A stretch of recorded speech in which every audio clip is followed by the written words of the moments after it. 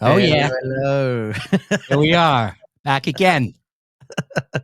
That's got our new intro because, as Pete said, I spelt my own show wrong. Yep. So, got it wrong for ages. That's all right. We all make mistakes as long as we learn to make them right. And you did, Robbie. Well done. That's easy for you to say. So that's the main thing.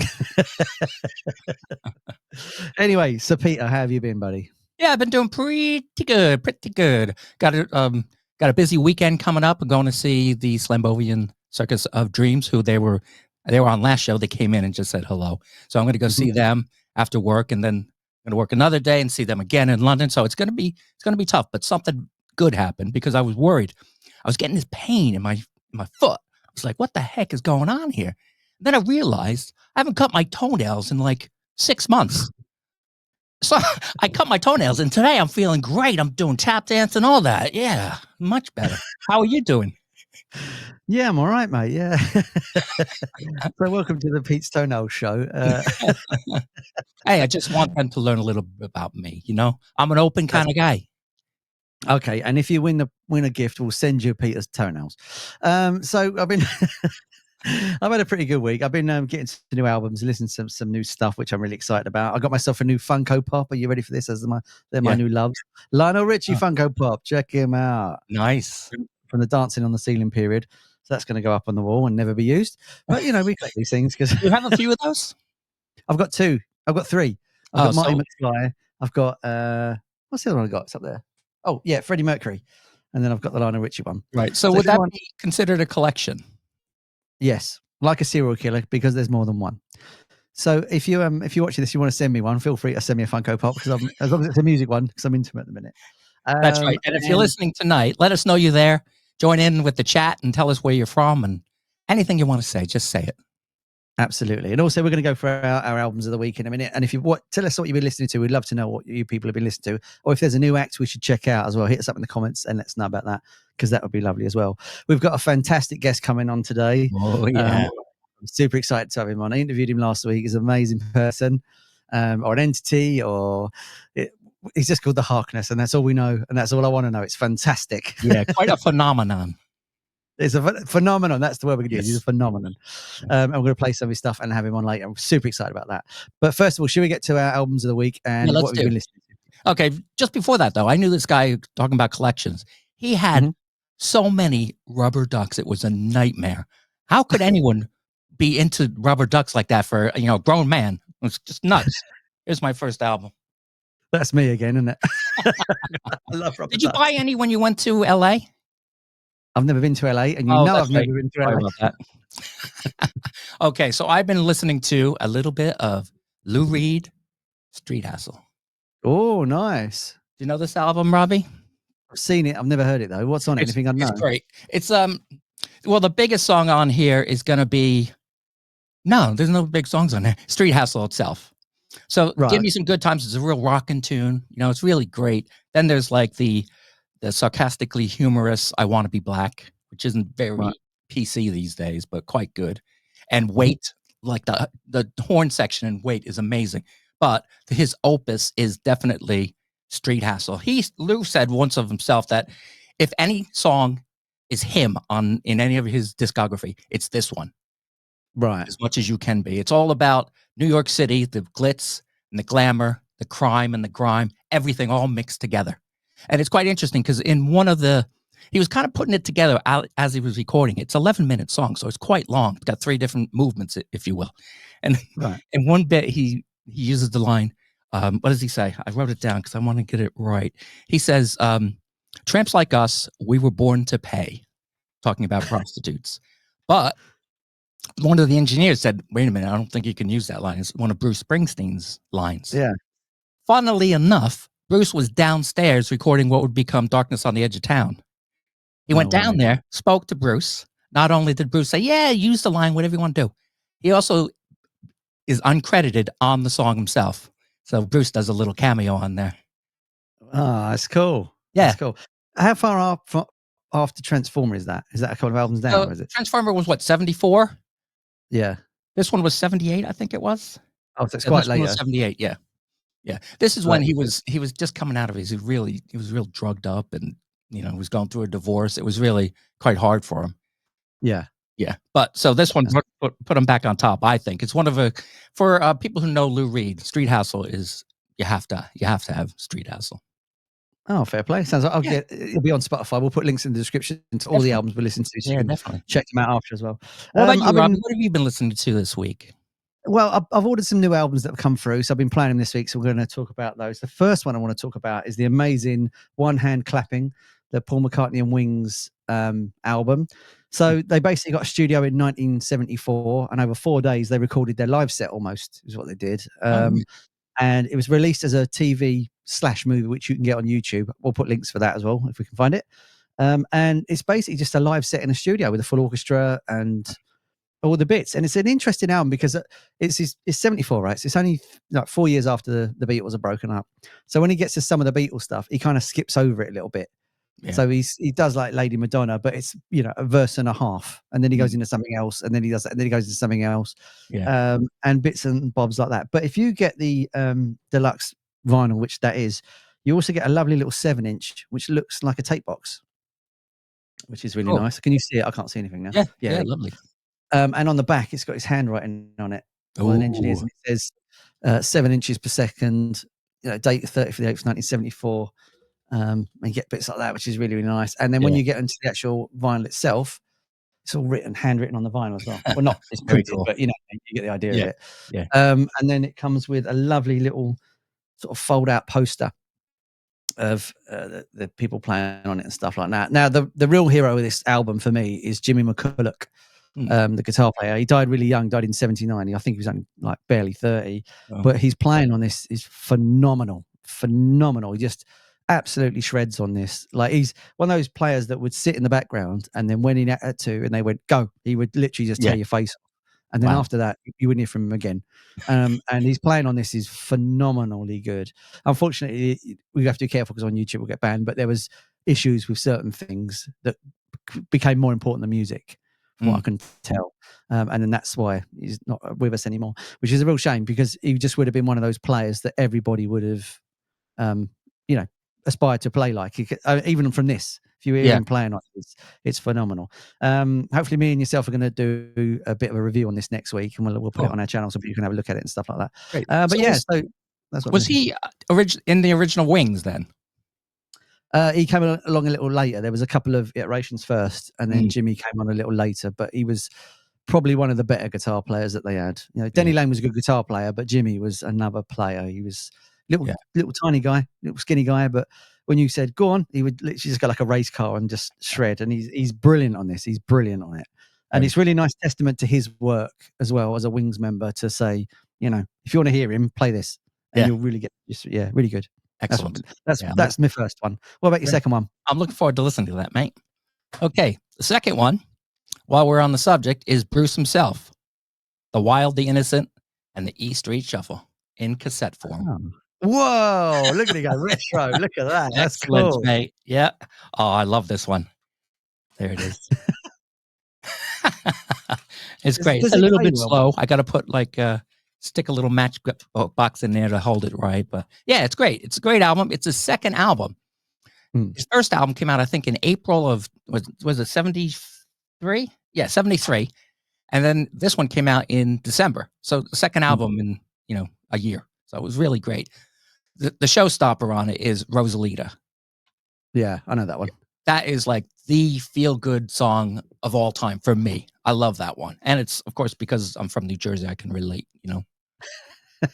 last time I was in there, I met up with them just because we went to the Stone Pony. Do you know the Stone Pony?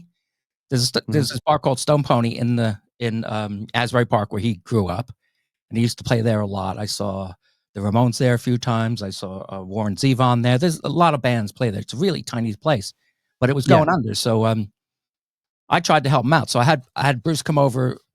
We had a couple of drinks there, and I was thinking, come on, Bruce, talk about the Stone Pony. And so he said, no, man, I just got to leave the past in the past. What will be, will be. And you know what? I got so pissed off. That was the last time I talked to him. Poor Bruce. I bet he goes.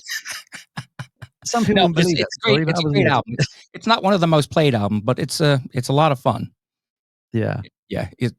I would suggest check it out. I saw Springsteen live about 10 years ago.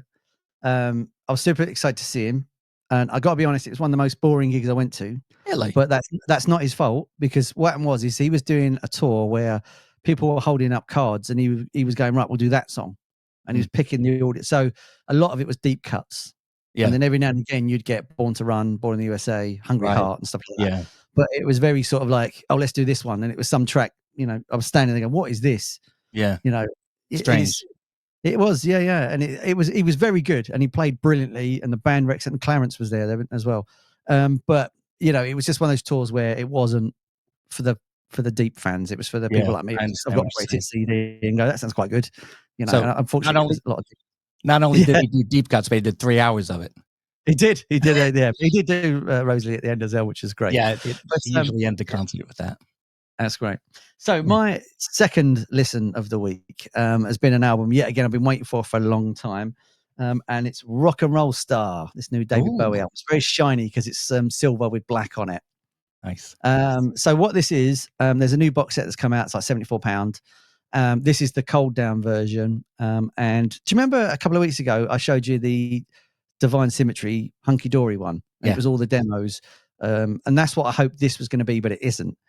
But it's got a lot of session outtakes or songs they didn't put on the album. And this is basically the build up to that box set. They did do a sort of version of it for Record Store Day called Waiting in the Sky, which I looked at, where it looks like it was basically still not the version that I wanted. I did a video about this on my channel, so if you've not done it yet, subscribe and check the video out, where I deep dived into it for like 10 minutes and looked at the tracks and things like that. But it's got it's one of those, it's great, but it's very hit and miss. There's you've got like Lady Stardust on it from Ziggy Take 5, and he's singing, the music's the same, but it's almost like he's working it out, and it's like people stand, and it's kind of a really nice version. Yeah. And I kind of wanted a whole album and things like that, but I wanted 5 years. So there was a song called So Long 60s. He recorded it in San Francisco, and that's basically 5 years. Oh, right. So but that's not starting this track. So I wanted it to go, So Long 60s. Then I wanted their version of Soul Love. Then I wanted I wanted the whole album redone in demos or something. But it didn't do that. It's a real shame. It's got 2 covers on it as well. It's got I Can't Explain, which is by The Who, and I think It's Gonna Rain Again, which is, I think that was Chuck Berry. And you sort of think, why is there 2 covers on this when it should be 2 original demos? That's what I want. I don't want covers. That's what Pinups is for. And I Can't Explain is on Pinups anyway. So it's like the spiders are on it. The whole spiders are on it, stuff like that. But if you want me to check out a deep dive, check the other channel out and subscribe. And I went through the whole thing quite a bit for 10 minutes, and it's really good. I was just I think I overestimated what I think it was going to be. Like when an album's starting to come out and you think, oh, this is going to be, and not that I don't appreciate, not that I don't appreciate this album, but as I said in my video, there should have been this one, then there should have been the one with the playlist on it, the track listing. That's what they should have done. But yeah, that's been my second one that I've been listening to this week anyway. Very cool. David Bowie's Rock and Roll Star. Pretty good though. Pretty good. With David Bowie, I know you're quite an intense fan of David's, and me too. I think really you only need David Bowie's greatest hits 1 and 2. That's it. You don't even need to buy it. You can just get it on Spotify. Well, guys, if you are into David Bowie, Queen, who are the other ones you like? Beatles, yeah. If you want, I forgot about them. That boy band, the first boy band, the Beatles. Go to Chatting Tracks and check him out. He does I hate to say this in front of him, but he does quite a good job. Oh, thank you, mate. No, it's entertaining, and he does a great job. So yeah, check it out and subscribe. Always subscribe. Always. Sorry. And thanks for reading that out correctly, Pete. I know you was worried about it. Yeah, I'll collect the money later. It's great. What else should we listen to? I've been listening to a lot, but you know what? I'm really itching to get to the show today. If you have a third one, please share it. You want the third one? Okay, then I'll do the third one really quick, because it's one of those albums that I'd not thought about for a long time, and then I was like, oh, I've not heard that in a long while, and it's Thin Lizzy's Jailbreak album. Oh, fantastic! Yeah, and I thought, you know what? I've not heard that in such a long time, and I dug it out and I played it this morning. I was just fell in love with it all over again. Played it twice, and it's a concept album, isn't it? It's a futuristic concept album, which is really strange. But yeah, on the back it says the Jailbreak, the Warlock, until he went up into the 5th dimension. It's this futuristic, Yeah. album. But it's got Jailbreak on it. It's got The Boys Are Back in Town, the Cowboy song. Wow. And Fiddlers is one of those bands that you forget how, bloody great they are. I mean, they're a bloody great band, and you seem to play them every now and again, then forget about them. I do personally, and then I'll dig out a single and think, oh, I've not heard Lizzie in ages, and they're like musical medicine to me. Yeah. You put them on, you think, yeah, brilliant, world's great again. That's exactly right. It's also like Supertramp, the same way, Oh yeah, I love Supertramp. Yeah. Supertramp in Paris '79, fantastic. Can't get better than that, mate. Can't get better than that. Anyway, like I said, I do that one briefly because it's brilliant. Yeah, again, we'll have links in the description so you can check out the albums and let us know what you've been listening to as well. Glyn is saying hello. Hey, Glyn, thanks for watching, buddy. Nice to see you. Glyn's there as well. So yeah, let us know what you've been watching. Even if this is a rerun and you're watching it, 3 months from now, let us know what you've been listening to because we'd love to know as well. So, sorry, that's my phone. Yeah, okay. So let's get on with the show. Should we play some videos? What do we want to do? Yeah, let's play a video from our guest. Yeah. Okay. Do you want to introduce it, or do you want me to? No, you do it, mate. You do it. Okay. So our guest is fantastic Canadian. Well, they're all pretty damn good, but this one's cream of the crop. He's from Toronto. I don't hold that against him. But his name he goes by the name Harkness, and this is his audition tape for the Tiny Desk. It's really cool. It's an NPR thing over in North America. And it's a good introduction to him and his music. So let's play that right now. Hello, Tiny Desk. I'm Harkness. I've been in this studio for over 20 years making music, and I've just started to try and share it with the world recently. But there's more to that story. For now, let's hear what's behind this door.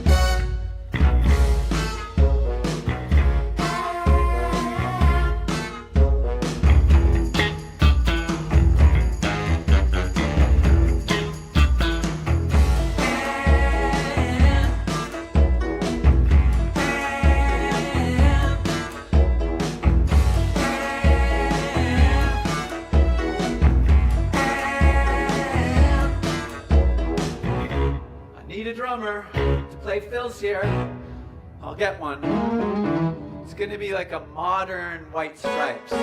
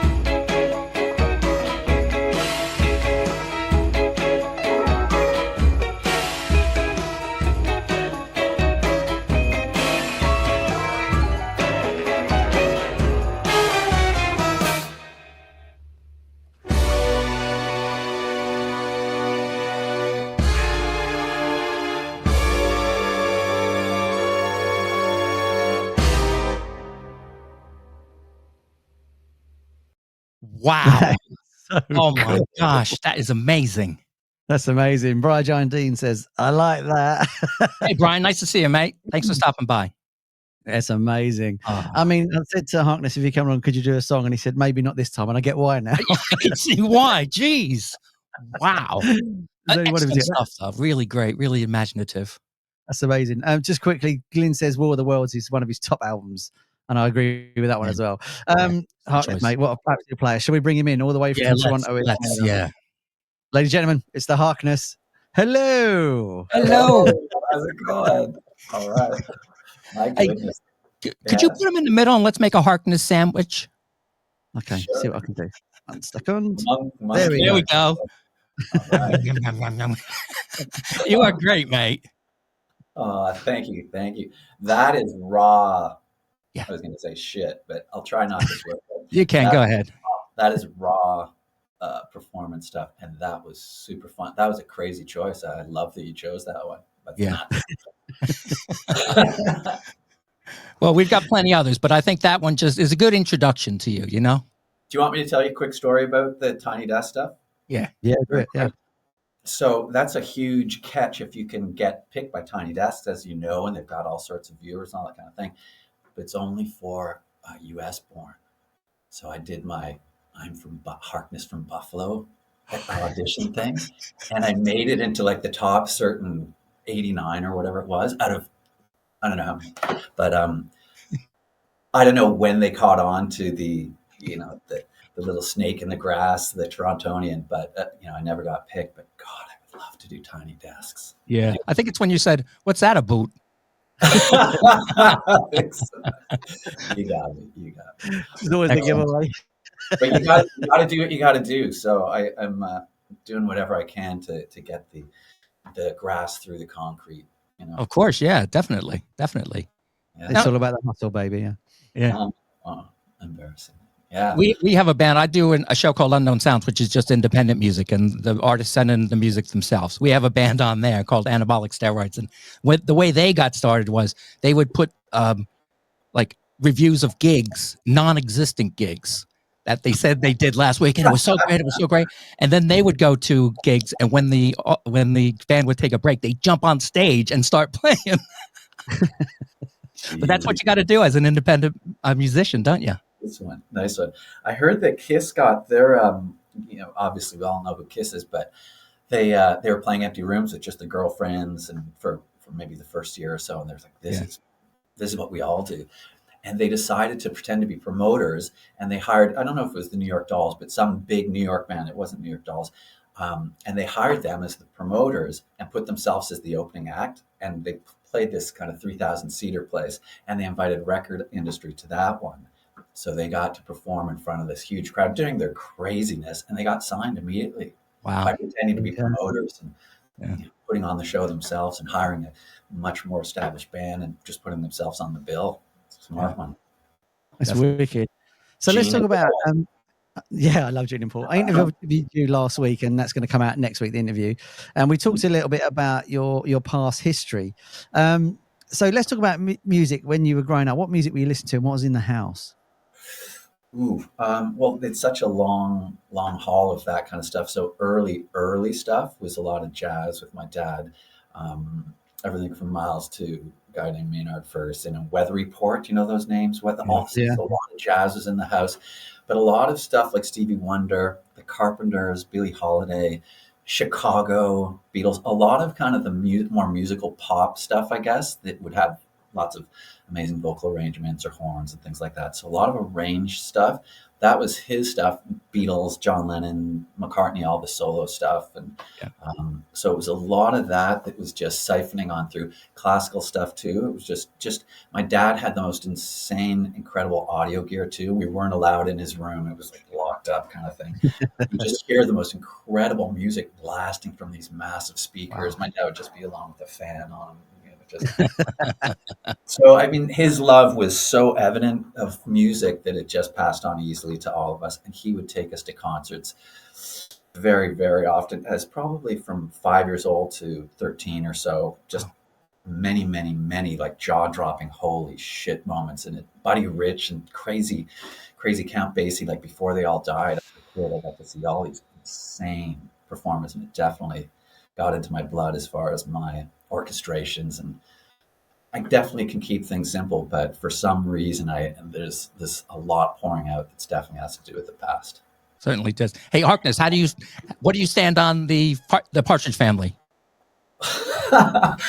love hate relation. No, Yes, I did watch the show as a kid, and as a young kid, and what was that? It's, I think I love you. Oh right? yeah, That one I couldn't avoid loving. yes, of course. That strange harpsichords. Yeah. Well, you should check out the punk version, Ism's version of that song. You'd like it. Okay. Okay. All right. Harkness, can I ask you about your name? Is that a derivative of your real name, or is it just something you came upon? Yeah, so I think initially I was having trouble coming up with band names like everybody does. And my whole thing was wanting to present the music without presenting myself and trying to be invisible and let it be about you and music and all that kind of stuff. So my first title was called Anonymous. And for some reason, somebody told me that wasn't available anymore. And then I was called The Listener. So it'd be you got the listener, but it's you.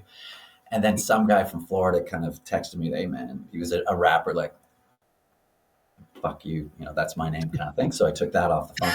And then I looked at my last name, which is Harkness, and I thought I never ever wanted it to be called me. That was the farthest thing I was trying to push away with Anonymous and stuff. But Hark is in there, as in Hark Who Goes There, and it's all about listening and Harkness and goodness and listeningness. And I thought I have to go with Harkness. It just makes all the sense. But I still pretend that it's, I don't know. I'm not pretending anything. It's me. Yeah, but it's a different entity than I guess you could say. Say. What I love about it is it has the impression of more than you. So Harkness sounds like a group of people. The imagery looks like more than one person. Good, yeah. And I've really been on an island for a long time, and I use a lot of real musicians come to the studio, so I do work with a lot of people. But when I perform, it's always alone. I'm dying to put that band together with a bunch of us. Not necessarily for the look, but just for the power and a bunch of guitars. But it's just so expensive to pay everybody and make everybody happy and stuff. But I think the next phase is a drummer, as I maybe said in that video, an electronic drummer who's might be even hitting a tuba here and cool, and just the most kick-ass set you can possibly imagine. So I'm ready to vault out of the cannon. I can't wait. You're going to be you're going to be successful because you're amazing, and then you'll get your band. They'll all dress like you, and then everyone will say you're a cult. Yeah, I know. That's exactly what's going to happen, because it happened to the Polyphonic Spree. The same thing happened to them as well. They just wore the same outfits, and that was it. You're a cult.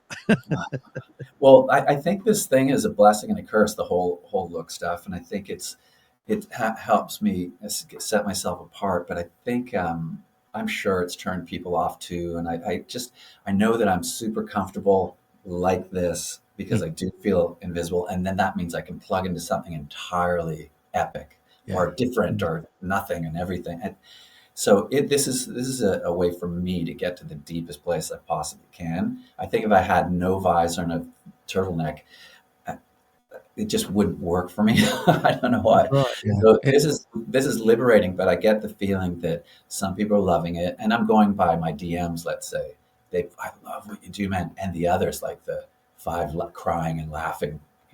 So I get it all, but I'm just going to stick with it. Yeah, I mean, you know what? I think it suits you. Sorry, Robbie. I think it suits you. I can see when you do your thing, when you stand up with your arms spread and the sleeves down. No, I mean when you go across, like almost Christ-like. Oh, I can see some people having a problem with that. Did I do that? Yeah.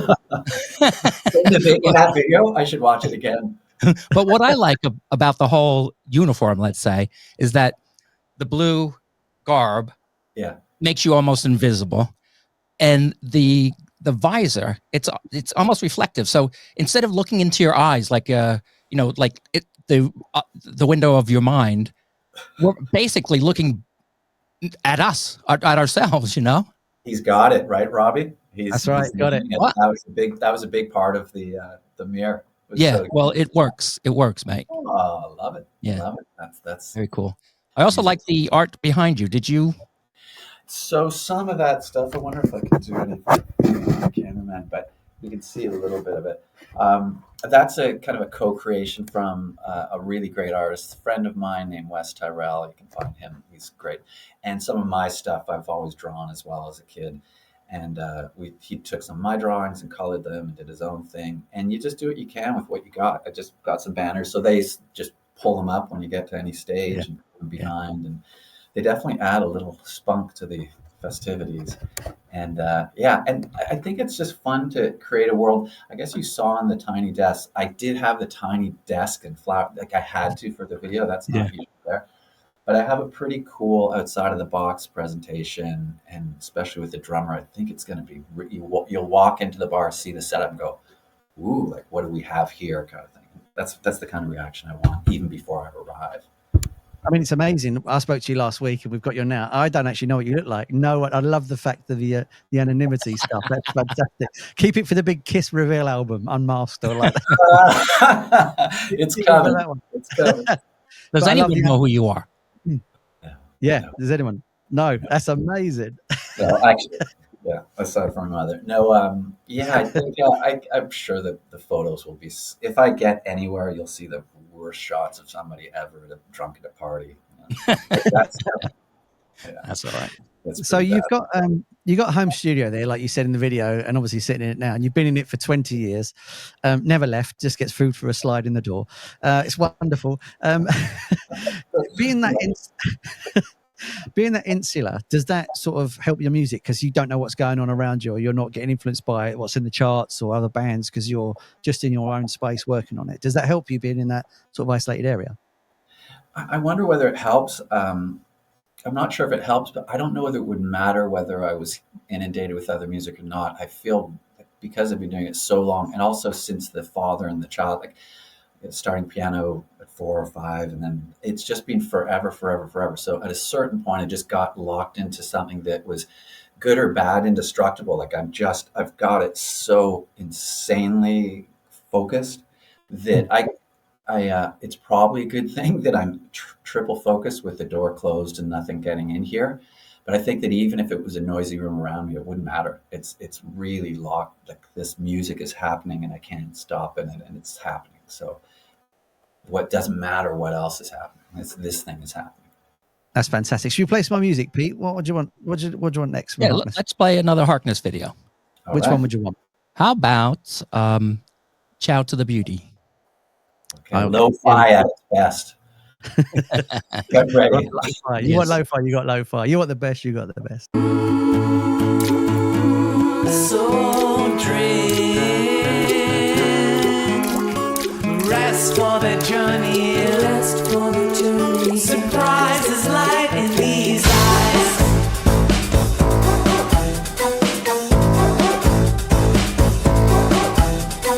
Take me to the prison, take me to the window, take me to the place between your ribs. Give your heart to the castle. There's never been a worse time. Better for you and me. Fly like a kite from the beach into the sea. So drink, rest for the journey, surprises light in these eyes.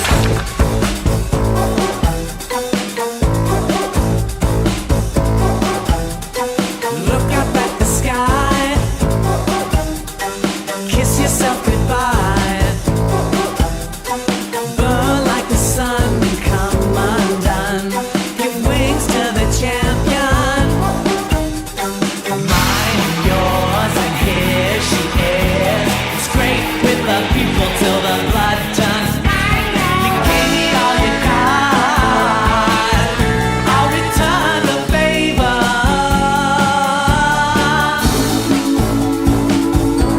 So drink, rest for the journey, surprises lie in these eyes. So drink,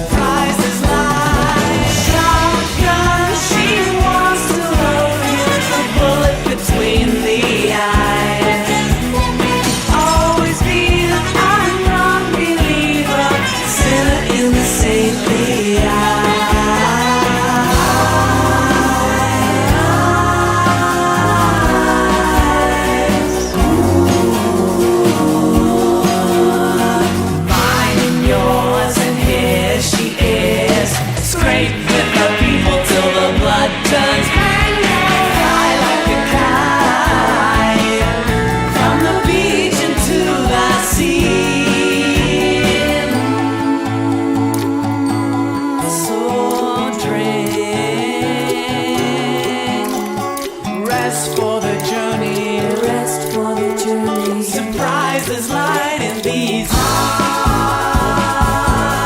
So dream. Shout to the beauties. Shout to the beauties. Surprises light. Surprises light. Surprises light in these eyes.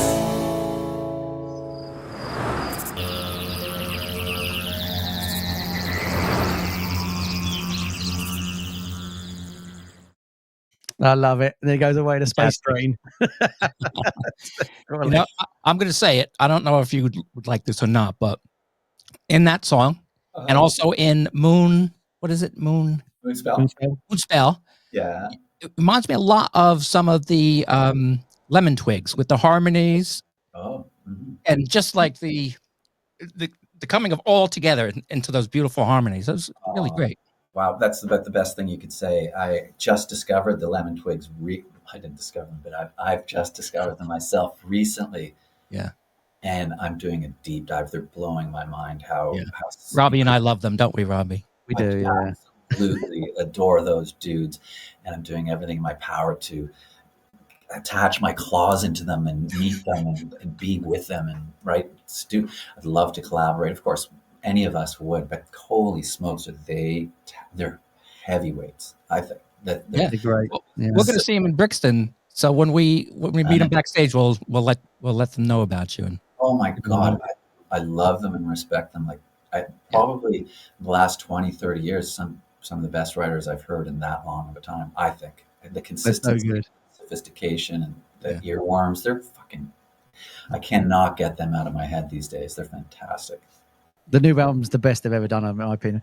Was that a dog in the soundtrack there, or was it an instrument like emulating a dog? Because there was like a it's funny because I wrote that song in Brazil. I had an uncle who lived in Brazil, and I finally visited him. I spent a month in Brazil, and you know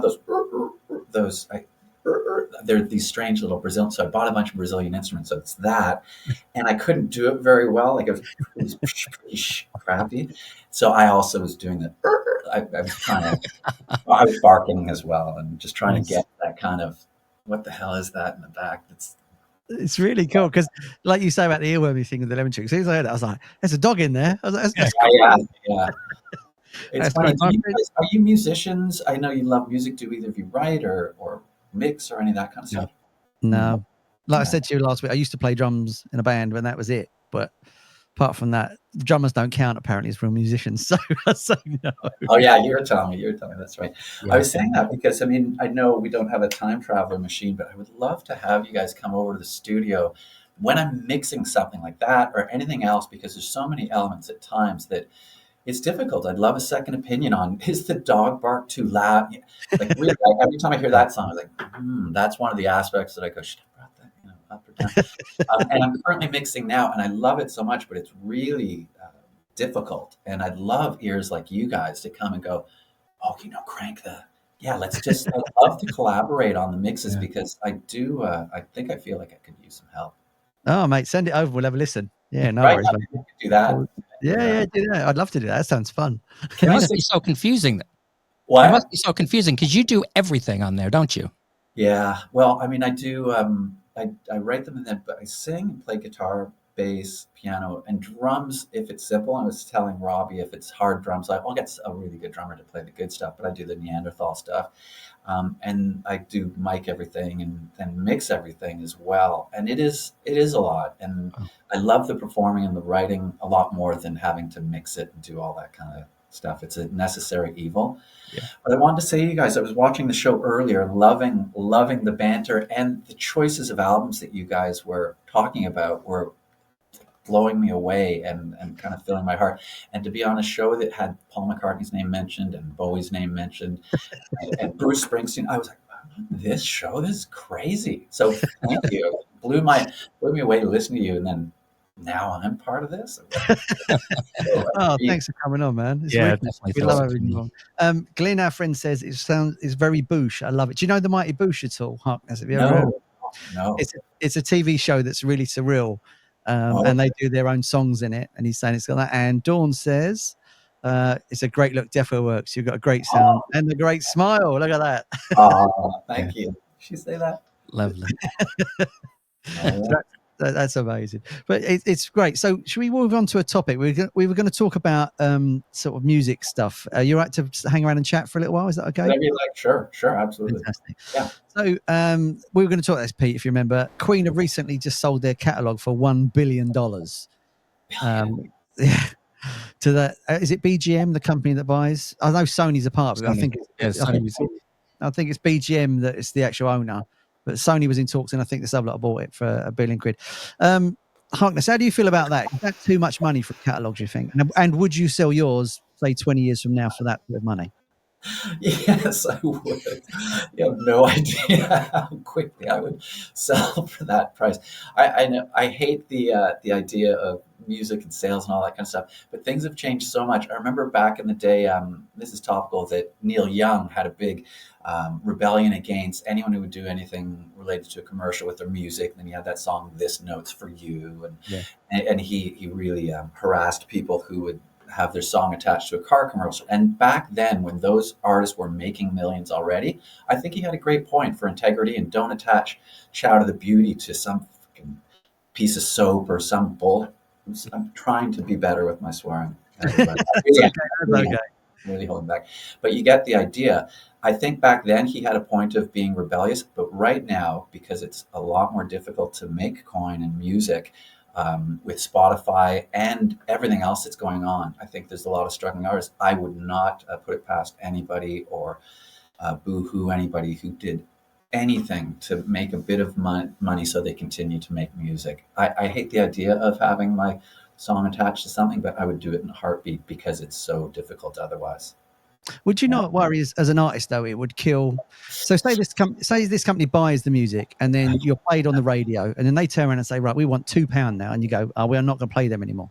Are you worried it would kill you off in your image, though? I think there's that possibility, but I think also the way I think about it is that there's so much going on simultaneously in the world right now. Maybe people do get canceled and things like that, that screw those mofos who just bought my stuff. Do what you want. I know that I'll still be able to, well, wouldn't I still be able to perform and stuff? If they're calling the shots of me, then I wouldn't. But I kind of think I could live in a parallel universe where my music is being hoored out and I'm doing it really with heart and integrity.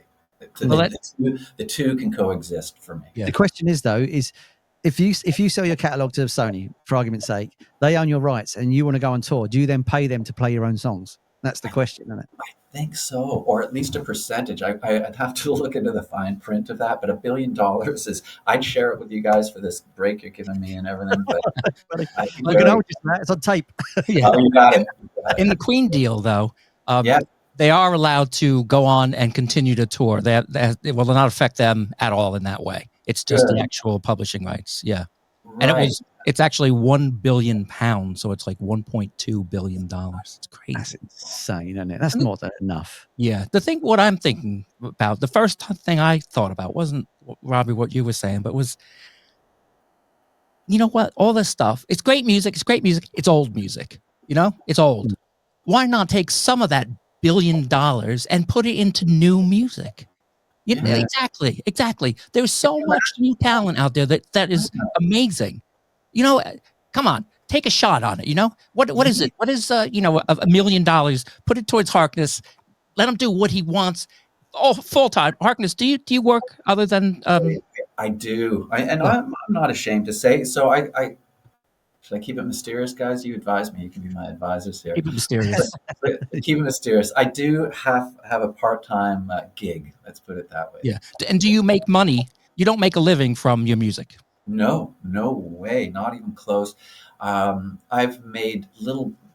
I've had some luck here and there, but when you consider the amount of years and tally it up, we're talking pennies. See, this is what I'm saying. Sony Music, put some money towards these guys. You know, we've done gigs. We've talked to many independent artists. Hardly any of them make any money. You know, they do it out of the love of the music, and that's what it should be about. Yeah. And I think that some of us young, cooped up, whether I'm young or not, that's another.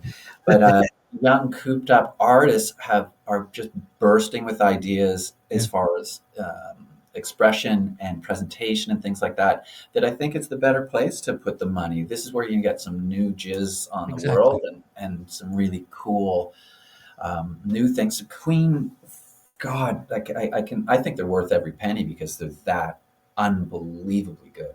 I listened to Sheer Heart Attack recently, the full album. Yeah. Absolutely beyond a comprehension how fantastic that album is, especially consider that they just went to tape, and it's mind-blowing how good Queen are. So they're worth it. But I get the feeling that if they go on tour with the budget they gave Queen, I think it's going to be a bit dinosaur. If they gave me that budget, get ready. Yeah. It would be Exactly. completely different. Should we play some more music because the time's cracking on? Then we can Yeah, talk sure. about Let's play Harkness. If you don't mind, we're going to play one from another band from here in England. Yeah, Really sure. interesting stuff. Yeah. Robbie and I just saw them a week ago, so they're really interesting and really fun. Oh, They're called okay. The Lovely Eggs, and this song is Wiggy Giggy. You got it right. Wiki kiki kiki wiki wiki kiki kiki wiki kiki kiki wiki wiki kiki kiki wiki kiki kiki wiki wiki kiki kiki wiki kiki kiki wiki wiki kiki kiki wiki kiki kiki wiki wiki kiki kiki wiki kiki kiki wiki wiki kiki kiki. I know, oh, it's still safe to say that I still live round here. Yeah, no, I'm not ashamed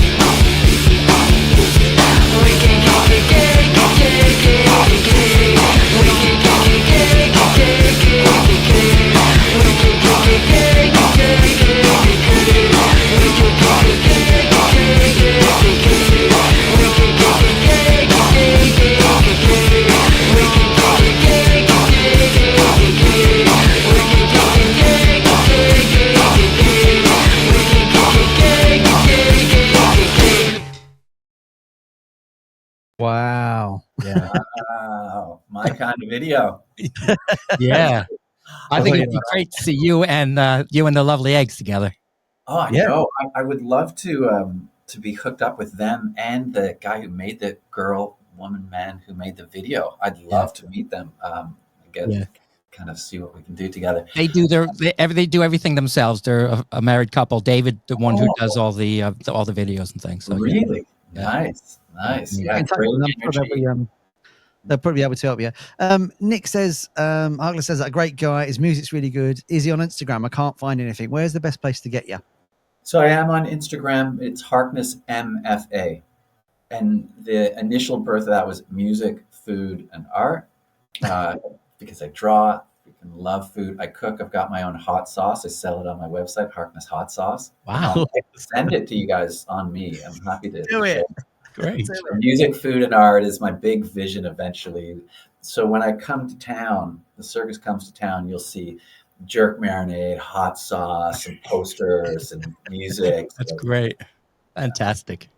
That's wonderful. That's really cool stuff. And I'm just going to quickly talk about a book before we go, if that's all right, because we're getting near the end. But I got this fantastic book the other day. If you're into just music stuff, it's called Drums and Demons: The Tragic Story of Jim Gordon by Joel Selvin. Now, Jim Gordon's a name that you might not know very well, but you've heard him on everything. He played on John Lennon's albums, George's albums. Layla was the big one he played on. He played on that. And he also, sorry. Yeah, I'm sure we've all read his name on the back and just didn't absorb it when you read all the credits. So I've probably, that's incredible. Go on. Exactly. Apparently, according to the book, he wrote the piano part on Layla at the end. He was dating Rita Coolidge, and they were noodling around with this thing, and Eric Clapton was like, "What's that?" But apparently didn't get credited for it. But he's played on the Righteous Brothers albums. The list on here is, nearly 200. He was in the Wrecking Crew for a bit. Oh, Ricky Don't Lose That Number by Steely Dan. That's him on the drums. But it's an amazing story. It's a sad story. Basically, he was working on this stuff. He started to hear voices in his head, mainly his mum.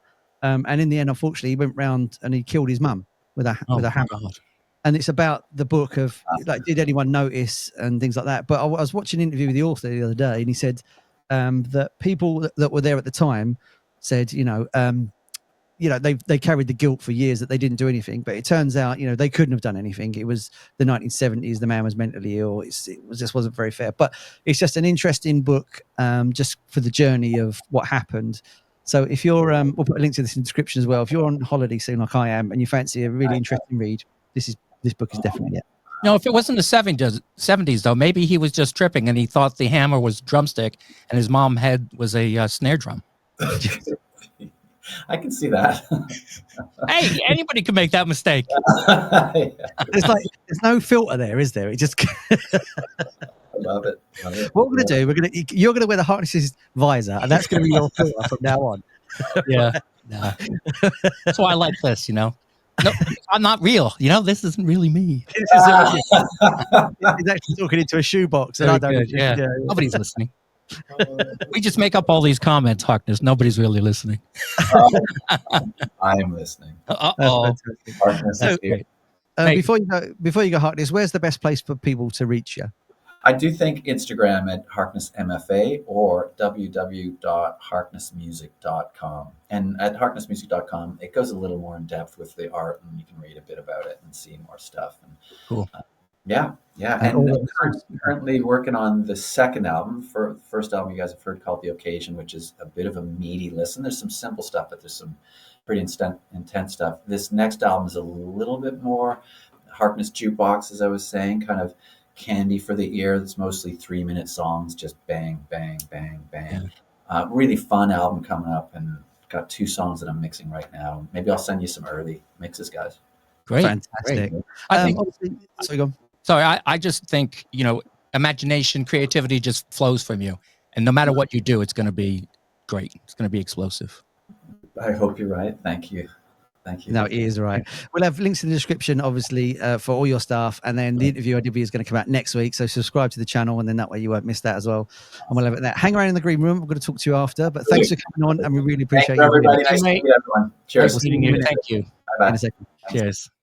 Fantastic. Love them. Love him, fantastic, really great stuff. What a brilliant artist! And it's this is what you get on the Sidetrack with Pete and Robbie. You get these artists that come on, we talk about music, they play some great music as well, and we're hopefully going to find something brand new. There'll be links in the description for everything, and don't forget to subscribe to all the channels because we all need it. So, and it's our way of keeping music going in the world, isn't it? That's it. Yeah. Subscribe to Robbie, subscribe to May, look at Harkness, and hope you enjoyed it. And thank you guys for showing up. And we've had a great time, and we'll be back in 2 weeks. It'll be a later show though, because I'm going on holiday the next day, but I've got to work the day that day, so it'll be a little later one. I'll probably look bedraggled and tired and hanging out my face, but we're going to do a later one anyway because we just really want to do a show before I go away. So thanks for watching. Much love from me and Pete, and we'll see you on the next one. See you next time. Cheers. Cheers. Bye.